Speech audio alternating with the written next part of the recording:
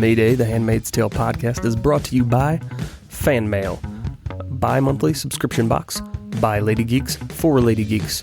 You can find more information about Fan Mail at myfanmail.com. You can also use the promo code Mayday to get 10% off your first box right now. Also brought to you by Mine, a comics collection to benefit Planned Parenthood. Support Planned Parenthood with comics by Neil Gaiman, Gabby Rivera, Amber Benson, Gerard Way, Yona Harvey, Mara Wilson, Kelsey Herx, and more. You can go to the Kickstarter page. If you go to comicmix.com and scroll down, it'll be right there on the right-hand side. You'll see the link, or go to their Twitter page at comicmix, and you can find it. There are 22 hours left as of right now to contribute to their page. They did meet their goal, so it will be coming out, but there's lots of stretch goals and cool things you can get if you contribute, so go check that out. And also brought to you by Nina Diaz, a fantastic singer, songwriter, lead singer of the band Girl in a Coma. She is touring right now with her band, touring on her solo album called The Beat Is Dead. You can find information about her at ninadiazmusic.com and follow her on Twitter at Nina Diaz Music. So check her out. Fantastic voice, fantastic artist. Once again, ninadiazmusic.com. Hey everybody, it's Justin. This is part 3 of our 3-part interview with Warren Littlefield, our 20 minutes with Warren segments. This will be the final one. When we last left off, we were discussing the powerhouse performance by Ann Dowd as Aunt Lydia, and just discussing the complexities of that character and how amazing she was. So let's continue that conversation right now. Yeah, I thought her character was one of the more complex characters in this story, because you're getting that push and pull from her, where she does indeed, like, you can see it, you can feel it, the love for these girls, but also that she has to be like this authority figure to, teach them and put them in place. When we talk about it on the podcast, the aunts are, in our opinion, kind of like the true believers. They're almost like the priests that have really completely bought in to this idea of Gilead, and are there to enforce it, like drill sergeant / mom. And they some combination of those three. And so what I think is great is when you get to that last couple episodes where they're supposed to stone Janine, and you see this little bit of a transformation to where you kind of see a crack in the armor, I guess, of Aunt Lydia. And adding that was just an amazing turn for that character. And Ann Dowd was just absolutely incredible. She loves those women, but she has a vision for them that's very, very different from freedom and their vision for themselves, and therein lies great drama. Absolutely. So, Elisbeth Moss. You can't really say enough about this performance. Obviously nominated for lead actress in drama series. Just highly acclaimed performance for this. And as you said, so much is done with her, with also as with Alexa Pladel, with facial expression, a look, just a movement. And there's so much in all of those looks. There's so much conveyed, and that cannot be done by your everyday garden variety actress, as you probably well know from being in the business so long. So talk about watching someone tap into that level of talent and just what was that like to see? Well, it's really interesting. Elisbeth, who I refer to as Lizzy, to be with her, even on set, is fun.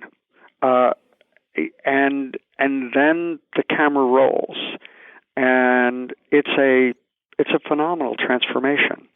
And she feels the pain of Offred's journey. Remember, she's also, in essence, she's playing two roles. She's playing June, who was the woman before Gilead. So we have a rich flashback history of who she was, and we hear her voice in the voiceover, and then we also see the prison that she's in the present, in Gilead, and so this entire narrative of who she was, who she is, what is she thinking, is all being played out on Elisbeth's face. and it's hard for me sometimes to imagine how she made it through a scene, much less how did she get through the day. And in between those scenes, we're just hanging with Lizzy. It's truly, she's got an incredible concentration, but she comes very, very prepared. She has thought a lot about everything that's happening in this character's journey, in the episode, and also in the scene and in the moment. And so she has really, really good instincts. I think that we have an incredible directing team. Following Reed Morano was Mike Barker, who is one of our directors who's going to be with us throughout the second season.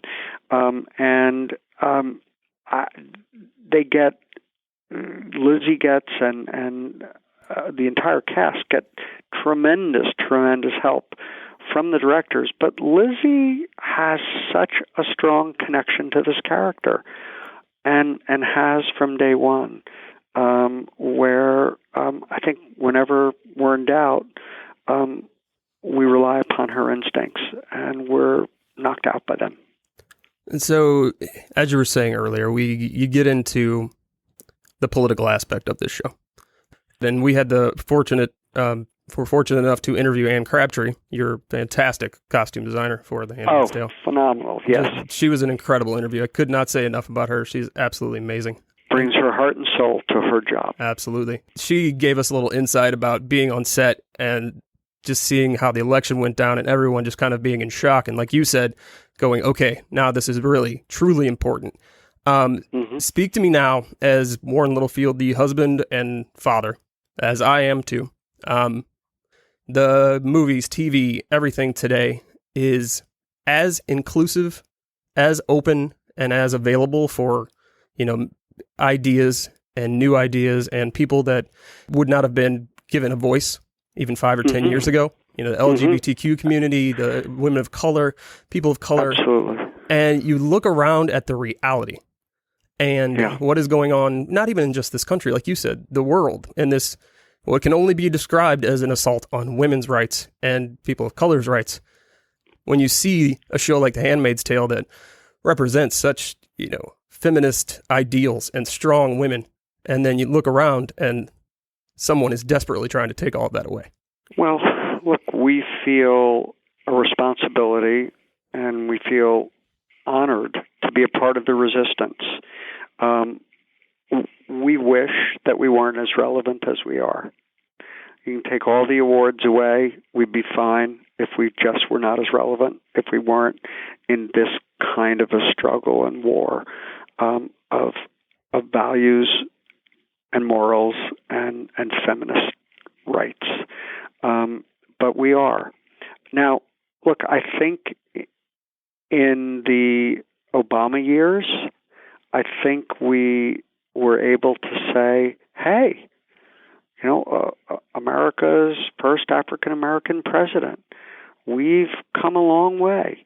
We were able to convince ourselves and hide and bury that there was still a lot of hatred out there. And unfortunately, those years are gone. But what it's revealed is that from America's original sin of slavery is that there's so much hate still there. And if anything, this is a good reminder as we are in a Trump world that no, there's a battle that must be fought. I am old enough to have lived through Vietnam, a tremendous horror that the United States perpetuated in Southeast Asia, and we learned as a country, as a society, as a culture. We learned from the horrors of that at great cost. there was growth, and I can only hope that we learn as we're in this struggle now. And if in some small way we're a part of the resistance, as we've seen now in the U.S. in a dozen cities, women have taken the Handmaids costumes, put them on, and brought those to their state capitals, to the nation's capital, and used it as a form of protest. If we can help give voice to that, to keep the struggle alive and keep the movement alive, then that's very satisfying.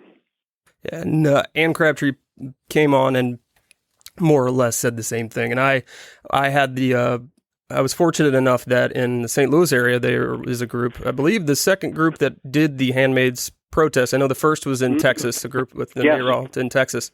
Missouri, I think, was the second one. And I had, it was very strange. I had contact with Nayrol a couple days before I was getting ready to do the Ann Crabtree interview. And they have a small group of handmade protesters.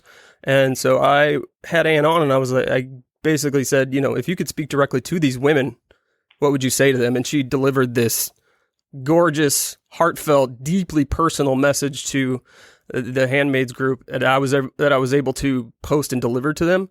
That was phenomenal. Absolutely, it was so strange, the timing of it, but it was great. And so it's very refreshing for you as a producer and coming from that executive level where it's not always the popular thing to take the political stance. But as Ann said when we were in our interview, it's getting harder not to. And so you're getting to the point now where if you don't take a stance, it says more about you than if you do.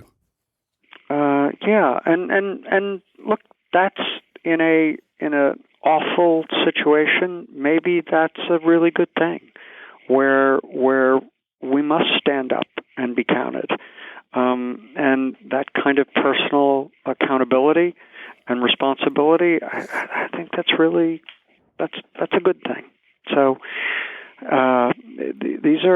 this is a tough time, and it's difficult after watching 90 minutes of MSNBC at night. It's difficult to go to sleep, but the hope is we don't give up the fight. And our feeling very much with Handmaids is that look what Offred is put. Look at the situation that she's put in. If she doesn't quit, you can't quit. Exactly. And being the voice of the resistance is great. And I think as a man operating in this show that is clearly, pushing the feminist rights and working towards that goal, talk about your role as an ally, because I think that is a very important thing to note, that the people who are truly affected by these things are obviously the women. And so seeing you and Bruce and hearing the things that you say, was that an important thing? Was that something you discovered about yourself, or was that how you've always been? Have you always seen yourself as an ally for these kinds of things? Yeah, I grew up in a household that was mostly women.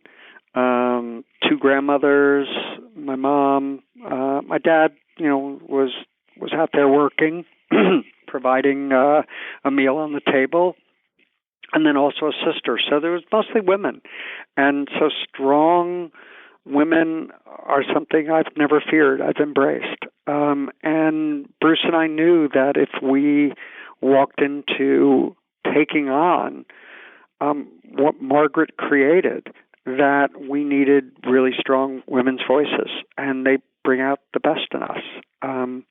It's been an honor and a privilege to work with the women who have been such a critical part of the show, and with directors, with department heads, we're stacked up with lots of strong women who just bring it all, and I think that that has me feeling incredibly grateful, constantly learning, and we feel quite united here. There's just a wonderful sense of purpose as we go about our 18-hour days.